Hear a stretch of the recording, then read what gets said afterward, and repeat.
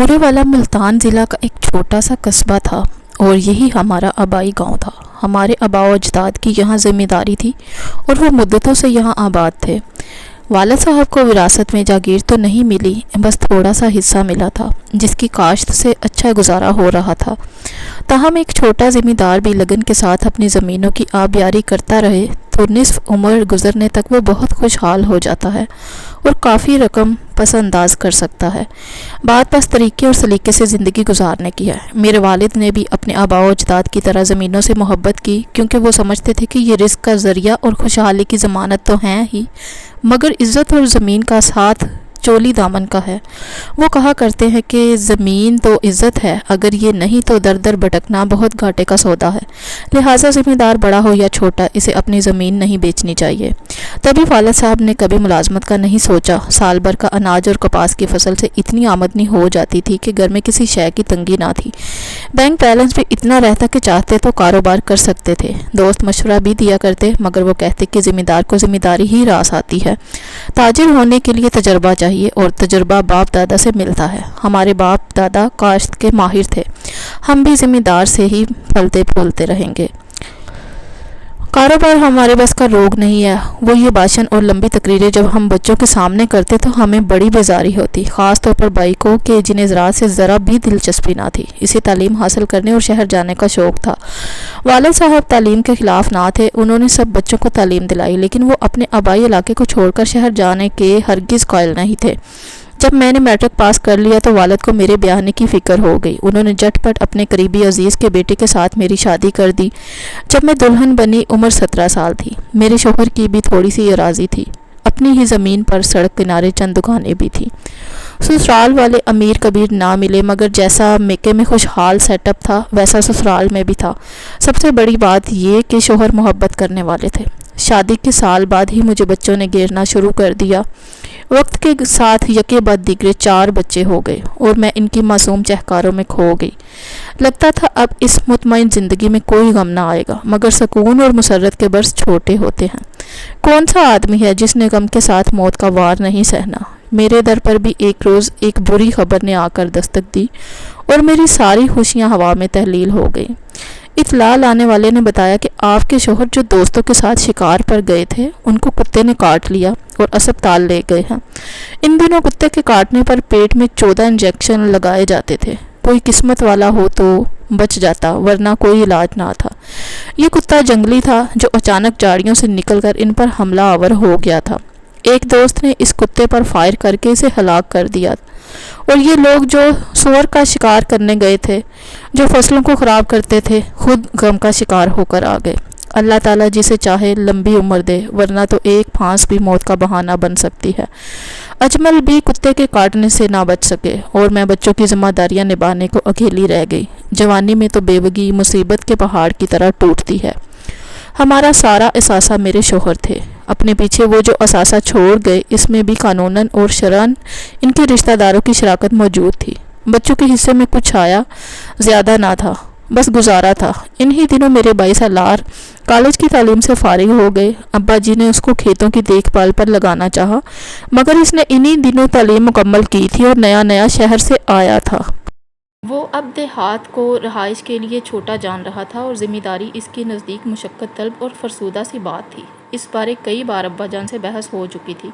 ابا جی سمجھاتے تھے، بیٹا ہم کھیتوں کے محافظ ہیں، زمین نے ماں بن کر ہمیں پالا ہے، زمین سے غداری میں عافیت نہیں ہے۔ میرا کہا مانو، اپنی زمینوں کی دیکھ بھال کرو اور ملازمت کا خیال چھوڑ دو۔ مگر بھائی کا کہنا تھا کہ ابا جی آج کل ذمہ داری میں وہ عزت نہیں رہی جو پہلے تھی۔ آج ایک معمولی ہاری بھی اپنی منمانی کرتا ہے اور ہمارے منہ کو آتا ہے، اور ہم کوئی ایسے بڑے ذمہ دار بھی نہیں، معمولی آدمی ہیں۔ اگر ہم زمینیں بیچ کر بزنس کر لیں تب ہی آج کے دور میں پنپ سکتے ہیں۔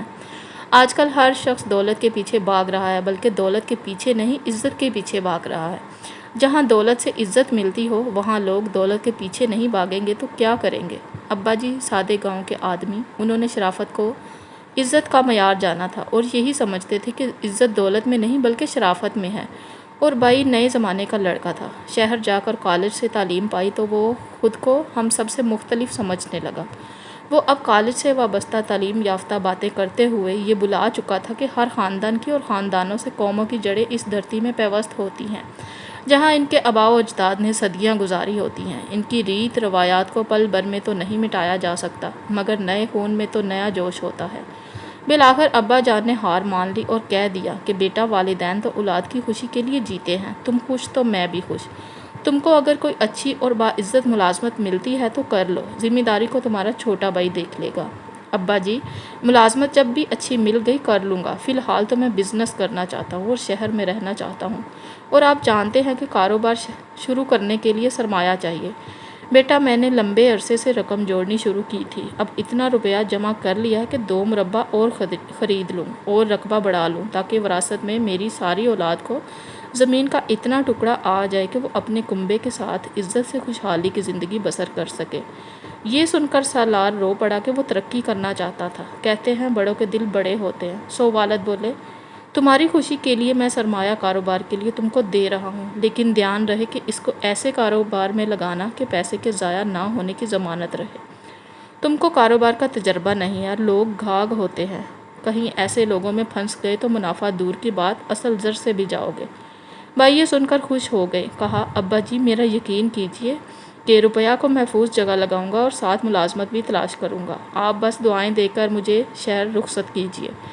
آپ کے مشورے کے بغیر کوئی کاروبار شروع نہ کروں گا۔ اس کے بعد سالار کئی بار شہر گئے اور واپس آئے، ان کو معقول ملازمت نہ ملی۔ اعلیٰ پوزیشن میں BSc کا امتحان کیا تھا، وہ اسی ملازمت ڈھونڈ رہا تھا کہ جس میں عزت ہو۔ ہم جس بات کو آسان سمجھ رہے تھے اتنی آسان نہ تھی۔ جب ملازمت کی تلاش کو سالار نکلا تو ہر جگہ بھاری رشوت، اقربا پروری، تو کہیں علاقائی تعصب، شہری لڑکوں کے مقابلے میں ایک دیہاتی لڑکے کے لیے اچھے عہدے کے حصول میں کافی دقتیں درپیش تھیں۔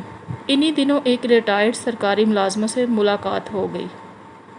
اس نے باتوں باتوں میں بتایا کہ ایک نئی فنانس کارپوریشن کھلی ہے، اگر اس میں اپنی طرف سے ان کی مقررہ حد کے حساب سے سرمایہ جمع کروا دو تو کمپنی میں مینیجر کا عہدہ مل سکتا ہے، سرمایہ بھی محفوظ رہے گا اور اس پر سود یا منافع بھی ملتا رہے گا، جس کی شرح بینک کی شرح سے زیادہ ہے۔ اس ریٹائرڈ پرسن نے اپنا تمام روپیہ جو ریٹائرمنٹ کے بعد ملا تھا اسی فنانس کمپنی میں لگایا تھا۔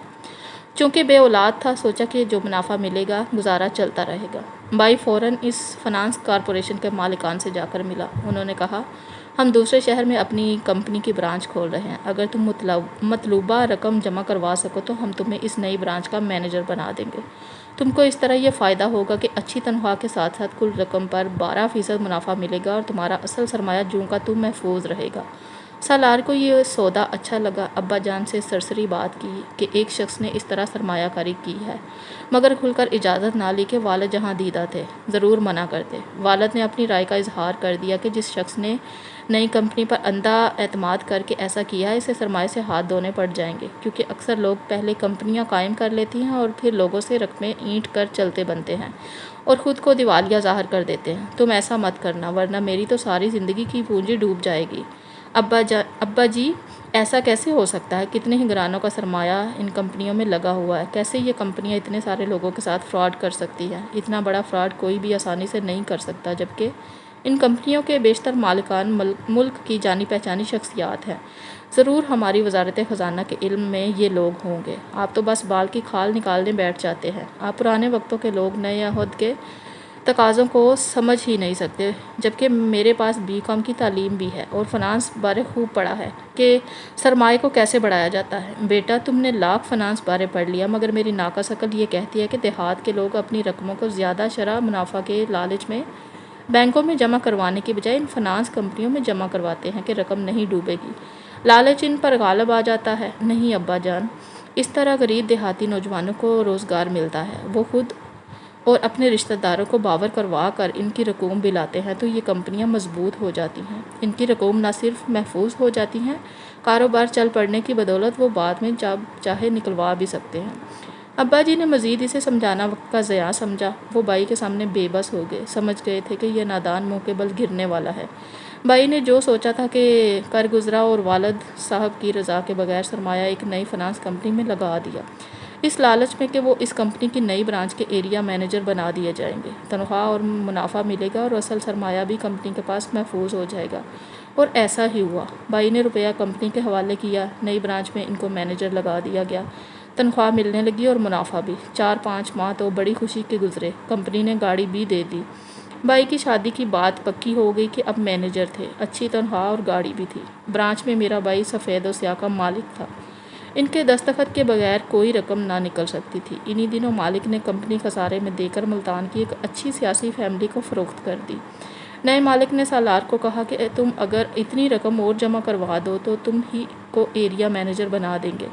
باپ کی کل پونجی اور رشتہ داروں کی رقوم کو وہ پہلے ہی کمپنی کو جمع کروا چکا تھا، اب ایریا مینیجر کوئی اور بن جاتا، یہ اس کو گوارا نہ تھا۔ لہٰذا وہ سوالی بن کر مجھ بیوہ کے پاس آیا اور مجھ سے اپنی مشکل بیان کر دی۔ اپنے ماں جائے کا سوالی چہرہ دیکھ کر میں شش و پنج میں پڑ گئی۔ ایک طرف بھائی نے جولی پھیلائی تھی، دوسری جانب میرے یتیم بچوں کا سوال تھا۔ میرے پاس ان کی تعلیم و تربیت کا کل اثاثہ اور میرے زیورات ملا کر مشکل سے 7 لاکھ بنتے تھے۔ اگر بھائی کو یہ اثاثہ نہ دیتی، ڈر تھا کہیں اس کی محبت سے ہاتھ نہ دھو بیٹھوں۔ بابا بوڑھے ہو رہے تھے، ان کے بعد مجھے بیوہ کی داد رسی کرنے والا یہی بھائی ہی تھا۔ میرے انکار سے بھائی کے دل پر ملال آ جاتا، یہی سوچ کر میں نے اس کو رقم دے دی اور اپنے یتیم بچوں کا حق اس کی جولی میں ڈال دیا کہ رقم جمع ہو جائے تو محفوظ رہے گی اور بوقت ضرورت واپس مل جائے گی۔ سالار کی خوشی کا ٹھکانہ نہ تھا، وہ اب پھولے نہ سماتا تھا۔ ایک استدعا کی کہ فی الحال ابا جی کو نہ بتانا، وہ خواہ رکھنا ڈال دیں گے، ہوتا کام بھی نہ ہو جائے گا۔ بھائی کو ایریا مینیجر بننے کی خوشی تھی تو میں بھی اسی میں خوش تھی کہ اس کا ترقی کی منازل طے کرنے کا خواب پورا ہو رہا ہے۔ ہم نے ابا جی سے مشورہ نہ کیا بلکہ ان سے بات چھپائی تو خوشی راس نہ آئی۔ جلد ہی آس پرے خوابوں کی الٹ تعبیر سامنے آ گئی۔ کمپنی کے فراڈ مالکان کل رقم نکلوا کر بیرون ملک چلتے بنے۔ میرے یتیم بچوں کا اثاثہ چھن گیا اور میرے بھائی کا مستقبل بھی ڈوب گیا۔ ہمارا اوسط درجے کا خوشحال گھرانہ شدید مشکلات میں گر گیا۔ جن دوستوں اور رشتہ داروں نے بھائی پر اعتبار کر کے رقوم دی تھی، ان کا بھی اعتبار اٹھ گیا اور قرض خواہ ابا جی کا در کھٹکھٹانے لگے۔ میری رہی سہی زمین اور رزق کا آسرا بھی گیا۔ ابا جی کو دولت جانے سے زیادہ غم اپنے بیٹے کا ہوا، جو سرمایہ کھو جانے کے سبب غم میں گل کر آدھا رہ گیا تھا۔ وہ اس قدر صدمے سے دوچار ہوا کہ اس کی ناتجربہ کاری کا ماتم کرنے کو شہر کے سارے لوگ بھی کم پڑ گئے، کیونکہ بھائی ان دنوں جینے کی امید ہی کھو بیٹھا تھا۔ والد کہتے تھے کہ دیکھا، میں نہ کہتا تھا کہ زمین ہے تو عزت ہے۔ ہمارے والد سیانے تھے، انہوں نے کسی حال زمین فروخت نہ کی، مگر ایسے بھی لوگ تھے جنہوں نے اپنی زمینیں فروخت کر کے ان فنانس کمپنیوں میں پیسے لگائے تھے۔ ایسے معصوم دیہاتیوں کی تمام جمع پونجی ان کمپنیوں نے ہڑپ کر لی تھی۔ زیادہ خسارے میں غریب ملازم پیشہ ریٹائرڈ لوگ اور چھوٹے زمیندار رہے، یا پھر عہدے کے لالچ میں نئے تعلیم یافتہ نوجوان بیوقوف بنے اور اپنے رشتہ داروں کی رقمیں ڈبو بیٹھے۔ پینشن کا پیسہ، پراویڈنٹ فنڈز اور فصل کی کمائی، کیا کچھ نہیں ڈوبا تھا۔ لوگ بیچارے روتے رہ گئے۔ یہ تو ایک کمپنی کی کہانی ہے۔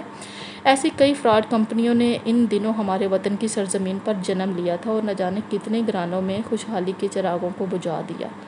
مزید اچھی ویڈیوز دیکھنے کے لیے پلیز میرے چینل کو سبسکرائب کیجیے، لائک کیجیے اور زیادہ سے زیادہ شیئر کیجیے۔